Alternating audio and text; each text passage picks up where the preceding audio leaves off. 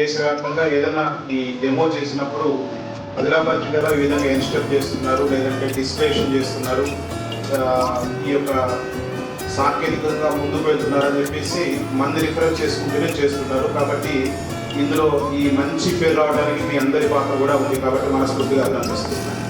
అదేవిధంగా ఈ ప్రాజెక్ట్ కూడా ఈరోజు ఈ అస్థాపన అని చెప్పేసి సమర్శిష్టి చేయడంలోనూ, తర్వాత ఇంకా పారదర్శకంగా వేగవంతంగా సమస్య చేసే విధంగా బడ్జెట్ తగ్గించే విధంగా ఈ అస్థాపన ఒక ప్రాజెక్ట్ చేపట్టి దాన్ని పైలట్ ప్రాజెక్ట్ కింద రాష్ట్ర వ్యాప్తంగా మన ఆదిలాబాద్ని ఎన్నుకొని మన రవికుమార్ గారిని, తర్వాత సాయి కుమార్ గారిని ఇద్దరిని కూడా వాళ్ళకి ట్రైన్ చేసి మిమ్మల్ని తిరిగి ట్రైన్ చేయాల్సిందిగా కోరడంతో ఈరోజు మన దగ్గర ఈ యొక్క ట్రైనింగ్ ప్రోగ్రామ్ అనేది ఏర్పాటు చేయడం జరిగింది. వాటి గురించి మీకు రవికుమార్ గారు, అదేవిధంగా సాయి కుమార్ గారు కూలంకషంగా వివరిస్తారు, డెమాన్స్ట్రేషన్తో సహా.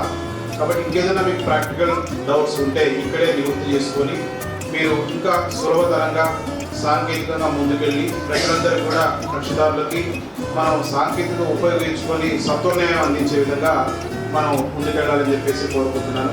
అదేవిధంగా ఎన్స్టెప్లో కూడా మనం సిటీ సివిల్ కోర్టు తర్వాత మళ్ళీ మనమే ఎక్కువగా చేస్తున్నాం. 80% ఎన్స్టెప్ అంటే ఎన్స్టెప్ ద్వారా మనం సమర్ సర్వ్ చేస్తున్నాం, బోత్ సివిల్ అండ్ క్రిమినల్.